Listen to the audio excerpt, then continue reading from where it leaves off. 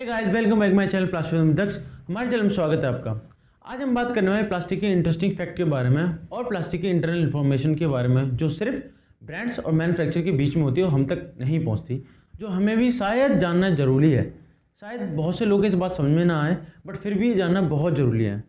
और बहुत सारी चीज़ें हम अपनी लाइफ में यूज़ करते हैं। मोर देन 70% लाइफ हमारी प्लास्टिक वेस्ट पर और प्लास्टिक पर डिपेंड करती है। और जितनी भी अराउंड आपकी जितनी भी चीज़ें हैं वो सारी की सारी प्लास्टिक से हैं। ये प्लास्टिक कब हार्मफुल करेगी, कब टॉक्सिक बिहेवियर शो करेगी, कब ये डिग्रेड होना स्टार्ट होगी, कब ये हमारे एनवायरनमेंट को हार्मफुल पहुंचाएगी और इसके अंदर क्या क्या चीज़ें होती हैं और क्यों हमें इन टॉक्सिक बिहेवियर शो नहीं करेगी। इसके अंदर सारे मेटल्स के ये सारी एडिटिव्स और जो टॉक्सिक बिहेवियर शो करने वाले जितनी केमिकल्स है उसमें ऐड करते हैं। ये सारी की सारी चीज़ें कौन अप्रूव करके देता है, कैसे अप्रूव करके देता है, आज इस वीडियो में सब बात डिस्कस करने वाले हैं। और सबसे इम्पॉर्टेंट बात, क्यों वो प्लास्टिक जब हम यूज़ करते हैं तब वो हमें नेगेटिव इम्पैक्ट शो नहीं करती, जब उसे फेंक देते हैं या फिर डस्टबिन में फेंकते हैं या हमारे काम की नहीं होती तब ही क्यों वो प्लास्टिक डिग्रेड होना स्टार्ट होती है, हमारे हार्मफुल जनरेट करती है, हमारे एनवायरनमेंट को नेगेटिव इम्पैक्ट शो करती है, क्यों करती है और कैसे करती है। सबसे बड़ा मेन रीज़न आपके दिमाग में क्वेश्चन आता होगा। और ऐसी क्या वजह है जब हम यूज़ करते तब नहीं करती और जब नहीं करते तब वो नेगेटिव इम्पैक्ट शो करती है। सबसे बड़ा रीज़न ये आता है। और अगर वो करती है तो जब हम उसे कंज्यूम करें तो क्या वो हमको हार्मफुल पहुंचा रही है या नहीं पहुंचा रही। सबसे मेन इंपॉर्टेंट थिंग ये आती है, क्योंकि 90% लोगों को ये कंसेप्ट है कि प्लास्टिक के बिना इम्पॉसिबल है, बट प्लास्टिक फिर भी हमारे एनवायरनमेंट के बहुत ज़्यादा बकवास है और बहुत बेकार है। 90% से ज़्यादा ये मेंटेलिटी लोगों की बन चुकी है और ये हमारी सोसाइटी का बहुत नेगेटिव इम्पैक्ट और बहुत नेगेटिव इंडिकेशन है जो हमारी सोसाइटी और हमारे आने वाले फ्यूचर को ख़त्म करती है धीरे धीरे। ऐसा बिल्कुल भी नहीं होता। पहले मैं आपको सबसे पहले बता दूं, जितनी भी प्रोडक्ट बनते हैं, जितनी भी मैन्युफैक्चरिंग कंपनी है, जितने भी स्टैंडर्ड वाले जितने भी ब्रांड्स होते हैं, वो मार्केट में लॉन्च करने से पहले हर एक प्रोडक्ट की 1000 बार टेस्टिंग करते हैं। सारी की सारी मेंटेलिटी वाले वहाँ पर पर्सन जो होते हैं वहाँ सजेशन देने के लिए एक down to earth ground level से लेके एक हाई स्टैंडर्ड प्रोफेशन जो गाय है वो किस तरह का सोच सकता है, उस सब चीज़ों को माइंड में रखते हुए, पूरा माइंडसेट रखते हुए किसी भी प्रोडक्ट को डेवलप करने से पहले वो उन सब चीज़ों की टेस्टिंग करते हैं। जितनी भी टेस्टिंग की जाती है सारी ऑथराइज होती हैं, अप्रूव्ड होती हैं, बट ये अप्रूव करता कौन है। सबसे मेन रीज़न आती है कि अप्रूव करता कौन है और कैसे हम तक ये बात पहुंचेगी और कैसे हम चीज़ को भरोसा करें। और जब ये सब चीज़ें हैं तो हम वी ऑल आर कंज्यूमर्स, हम सब कंज्यूमर्स हैं, हम तक क्यों नहीं किया जाता। मेन रीज़न ये आता है सब चीज़ों का। तो इन सब के पीछे जितने भी आपके जितने भी डाउट्स हैं इस वीडियो में आपको क्लियर होने वाले हैं और इसी के लिए हमने एक मोटिव था इस वीडियो को बनाने का। चलिए शुरू करते हैं। जितने भी केमिकल्स मिलाए जाते हैं प्लास्टिक के अंदर, जितने भी टेस्ट होते हैं, जितने भी एडिटिव्स हम मिलाते हैं, ये नेगेटिव इम्पैक्ट शो करेगी या नहीं करेगी और क्यों कर रही है, इन सब को अप्रूव करते हैं लैब्स। जो लैब इंडिया में होती हैं, आउट ऑफ इंडिया होती हैं, जितनी भी सब चीज़ें लैब होती हैं। अब ये कौन कौन सी लैब होती हैं, देखिए मैं आपको कुछ पता है। तो जो मोस्टली इंडिया में है उसे हम कहते हैं NABL लैब। जो इंडियन लैब है, ये लैब जो होती हैं अप्रूव करती हैं। इन लैब्स के अंदर क्या होता है, बहुत सारे स्टैंडर्ड होते हैं, जो स्टैंडर्ड हमारे फॉरेन से बने हुए हैं, काफ़ी पुराने टाइम से बने हुए हैं। एक मैनर्स है, एक शेड्यूल होता है, इन सब को फॉलो अप करते हैं ये लैब्स। वैसे ही लैब्स में उन स्टैंडर्ड कौन कौन से स्टैंडर्ड होते हैं और कैसे कैसे होते हैं इसके बारे में डिस्कस करने वाले हैं। तो सबसे पहले बात करते हैं ASTM। ASTM ये हमारे अमेरिका से बना हुआ इसका स्टैंडर्ड है, जिसे हम कहते हैं American society for testing and material. ये एक स्टैंडर्ड है। इस स्टैंडर्ड में ये सारी चीज़ें नापी जाती हैं, जैसे कि आपका मीटर और सेंटीमीटर, नैनोमीटर, ये सारी लेंथ नापने के स्टैंडर्ड है। ये यूनिट्स हैं, इन्हीं में ही आप हमारी लेंथ को नाप सकते हैं। वैसे ही हमारे क्या होता है, प्लास्टिक की ज़रूरी नहीं जो स्टैंडर्ड है वो प्लास्टिक पे ही डिपेंड करते हैं। और भी जितनी मेटल्स की बॉडीज़ हैं, वुड्स की बॉडीज़ हैं, इन सब जितनी वो सारे स्टैंडर्ड सबके लिए सिमिलर होते हैं। ये स्टैंडर्ड सबके लिए सिमिलर होते हैं, बट रिमेंबर वन थिंग, जो स्टैंडर्ड हम प्लास्टिक में यूज़ कर रहे हैं उनका सेक्शन अलग होता है, मेटल का सेक्शन अलग होता है। सबसे इंपॉर्टेंट बात, वैसे ही हमारे ASTM जो हमारा स्टैंडर्ड होता है, ये प्लास्टिक की प्रॉपर्टी में कुछ टेस्ट के लिए यूज़ किया जाता है। और जैसे कि इनके अंदर कई सारे सेक्शन होते हैं, section D, section A, section E, section F, ये सारे के सारे सेक्शन होते हैं जो इस स्टैंडर्ड के इंटरनल आते हैं। जैसे कि अब मैंने आपसे कहा कि मुझे कोई ये प्रोडक्ट चाहिए, ये ASTM अप्रूव्ड है। ASTM अप्रूव्ड है तो इसमें क्या क्या अप्रूव्ड है ASTM के थ्रू। ASTM को जैसे कि इसकी हार्डनेस चेक करना, इसकी नेगेटिव इम्पैक्ट शो करना, इसकी स्ट्रेंथ को चेक करना, वैसे ही सबके अलग अलग स्टैंडर्ड होते हैं। जैसे ASTM D कह दी जाए तो ये बता देता है कि ये हमारी हार्डनेस चेक कर रहा है, ये अप्रूव करके दिखाया जाता है कि ये सेक्शन ASTM डी के अप्रूव्ड है, डी के अप्रूव्ड है, इसका मतलब इसकी हार्डनेस से अप्रूव किया हुआ है इस स्टैंडर्ड के थ्रू।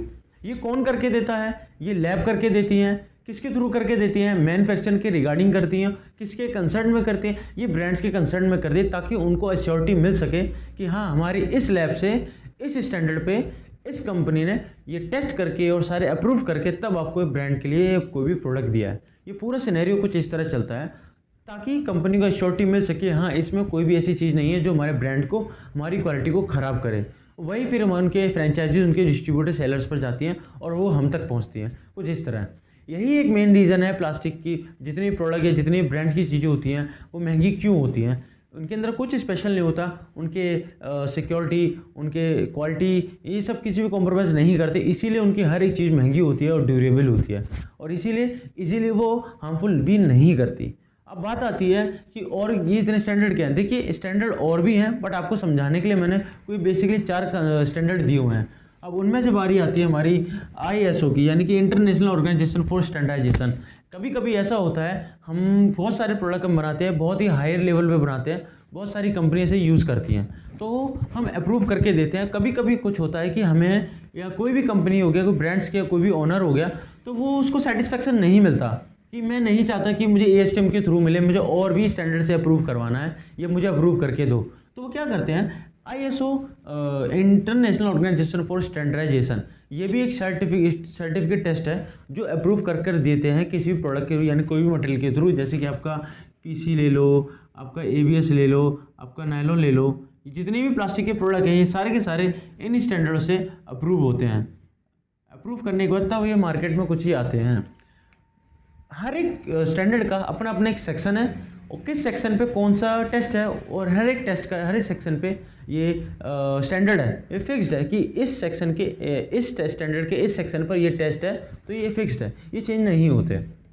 वैसे ही हमारा आता है जो इंडिया में भी तो कुछ होना चाहिए, हमारा खुद का बनाया हुआ, ये तो हमारे फॉरेन के बने हुए हैं, हमारा खुद का है ब्यूरो ऑफ इंडियन स्टैंडर्डाइजेशन, जो ब्यूरो है हमारे स्टैंडर्डाइजेशन का है।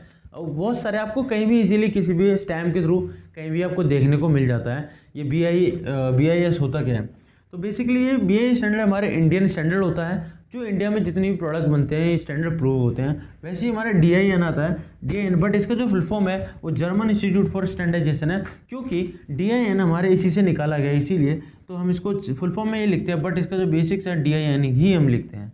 अब बात ये आती है, ये जो स्टैंडर्ड बना दिए, लैब ने बना दिए और अप्रूव भी करके दे दिए, तो बात ही आती है हम तक क्यों नहीं पहुंचते, या फिर इनका मोटिव क्या है इन सबको बनाने का। ये स्टैंडर्ड बने हैं, मोटिव क्या है? मोटिव इनका बनाने का ये है कि जितनी भी प्लास्टिक के अंदर जितनी भी केमिकल्स हम मिला रहे हैं, कितने रेशियो पे मिला रहे हैं, कब मिला रहे हैं, कितना मिला रहे हैं, और कब ये हार्मफुल करेगा, और हम तक जब हम यूज़ करते तब क्यों हार्मफुल नहीं करता, ये सब चीज़ें इसमें अप्रूव करके दी जाती हैं। या फिर जैसे हम कोई भी प्रोडक्ट हम या कोई भी चीज़ हमने मुंह से लगा रहे हैं, फिर ऑब्वियसली चम्मच, कटोरी, कुछ भी XYZ लगा लिए, पेन, इवन पेन तक हो गया, हम मुंह से लगा रहे थे तब ये नेगेटिव इम्पैक्ट शो नहीं करती, बट जब हम इसको कचरे में या कूड़े में फेंक देते हैं तब ही क्यों करती है। इसका आंसर ये है, मैंने वैसे भी कई बार बताया हुआ है, ये भी जितने प्रोडक्ट हम यूज़ करते हैं डे लाइफ में, ये एटमॉस्फेरिक रेजिस्टेंस होता है, कुछ समय के बाद वेदरबिलिटी टेस्ट जो अप्रूव करके दिया जाता है, ये हमारे हार्मफुल नहीं करता, बट जैसे ही इसे एनवायरनमेंट में फेंक देते हैं तो बहुत लंबे समय के बाद, एक टाइम पीरियड के बाद ये डिग्रेड होना स्टार्ट होता है, एक्सपोज करना शुरू कर देता है अपने नेचर को, क्योंकि उसकी एक्साइटमेंट के और जो उसका रिलीजिंग नेगेटिव इम्पैक्ट, जो टेम्परेचर है, जो एटमॉस्फेयर है, वो क्रॉस कर चुका है, टाइम ड्यूरेशन को क्रॉस कर चुका है। इसके बाद ही रिसाइकिल प्रोसेस तक नहीं पहुंचता, उसके बाद ये सब नेगेटिव इम्पैक्ट शो करके हमारे एनवायरनमेंट को और हम तक हार्मफुल पहुंचाता है।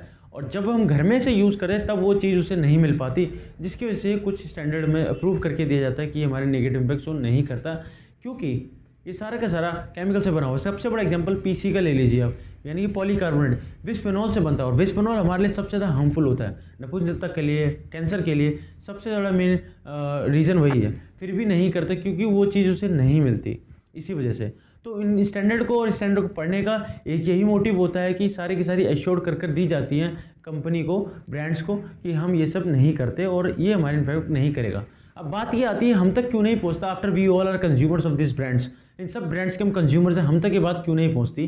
क्योंकि इसलिए नहीं पहुंचती, रिमेंबर वन थिंग, पहली बात तो हम समझ में नहीं आएगा हम लोगों के। अगर मैं आपको टेक्निकली अगर समझाना स्टार्ट करूँ तो शायद ही आप में से 100 में से 10 लोगों को समझ में आए, जिसमें से 5 इंटरेस्ट ले और 2 सीख कर ही जाए। इसीलिए गवर्नमेंट या जितने भी ब्रांड्स की कंपनी होती है वो आप तक डिस्क्लोज नहीं करती, बट आपको इस चीज़ का श्योरिटी देख के दे दी कि ये चीज़ नहीं करेगी।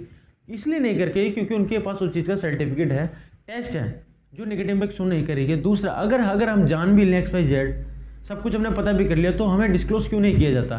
देखिए, हर एक कंपनी की अपनी पॉलिसी होती है, एक टर्म होता है, एक प्राइवेसी नाम की चीज़ होती है जो चीज़ों में इजीली डिस्क्लोज नहीं करते, और माइट भी चांस कोई भी इस चीज़ का नेगेटिव इम्पैक्ट या नेगेटिव यूज़ कर सकता है। अब इस स्टैंडर्ड का करेगा क्या?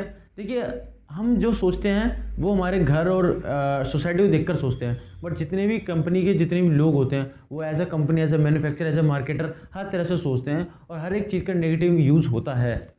अब जैसे कि सिंपल एग्जांपल देख लीजिए, 2000 के नोट जब इनिशियली निकले थे उसके ठीक है 2-3 महीने बाद ही नेगेटिव नोट बना दिए, यानी कि नकली नोट भी बना दिए। तो वो हार्मफुल करता है कहीं ना कहीं, वैसे ही ये चीज़ें हार्मफुल करती हैं। अब मैं आपको चलो ये दिखा देता हूँ कैसे ये चीज़ें अप्रूव करी जाती हैं। ये बहुत प्राइवेट चीज़ें हैं जो डिस्क्लोज नहीं करते, बट मैं आपको कर देता हूँ सिर्फ आपकी नॉलेज के लिए। होप आपको समझ में आ रहा हो कि कितना बड़ा रिस्क लेना पड़ता है सब वीडियो को बनाने के लिए और सब डिस्क्लोज करने के लिए। देखिए, जैसे कि इसको देखिए ज़रा, ये है हमारा एक शीट होता है जो अप्रूव कर देती है कंपनी को मैन्युफैक्चर। जैसे कि आपका मैकेनिकल टेस्ट, थर्मल टेस्ट, ये सारे के सारे टेस्ट आप देख सकती है। अब जैसे कि इसमें लिखा हुआ है मैकेनिकल टेस्ट में टेंसाइल स्ट्रेंथ हमने किया। टेंसाइल स्ट्रेंथ माने कि खींचना, ये प्लास्टिक कितनी खींच सकती है उतने इसमें स्ट्रेच ये बना हुआ है। कौन से स्टैंडर्ड से, कौन से सेक्शन से अप्रूव्ड किया है? देखिए, ASTM American society of testing material से सेक्शन D के थ्रू इसका टेस्ट किया गया है। सेक्शन D 638 सेक्शन के नाम से इसको ये अप्रूव्ड किया गया है कि इसमें इतनी टेंसाइल स्ट्रेंथ पर इस पर कुछ इम्पैक्ट नहीं पड़ेगा।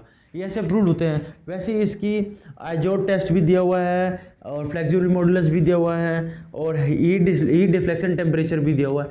हर एक चीज़ का स्टैंडर्ड दिया हुआ है और इसे अप्रूव्ड है, आप देख सकते हैं, अप्रूव्ड है गौरव। ये बहुत ही प्राइवेट चीज़ है जो मैंने आपको डिस्क्लोज करी है सिर्फ आपको समझाने के लिए कि किस तरह के सर्टिफिकेट बनते हैं जो कंपनी में डिस्क्लोज किए जाते हैं, जो डिस्क्लोज नहीं किए जाते, और बहुत ज़्यादा जरूरी है आपको जानने के लिए। होप आपको समझ में आएगा कि स्टैंडर्ड ये जितनी मार्केट में प्रोडक्ट बनते हैं कोई भी कंपनी ख़राब नहीं होती, क्योंकि कोई भी ब्रांड क्वालिटी से कॉम्प्रोमाइज़ कभी नहीं करता। भले उनको 2 रुपये एक्स्ट्रा देना पड़े उनको, लेकिन वो कभी भी क्वालिटी से कॉम्प्रोमाइज़ नहीं करते। और ये मिथ है जो आपको अराउंड आपकी सोसाइटी में अब जो आपको मिलता है कि प्लास्टिक वेस्ट बनता है, कंपनी ख़त्म कर रही है। कंपनी बिल्कुल नहीं करती, सब कुछ हम करते हैं, हमसे शुरुआत होता है। होप आपको समझ में आया होगा इस वीडियो कंसेप्ट बनाने का। और be happy by using plastic.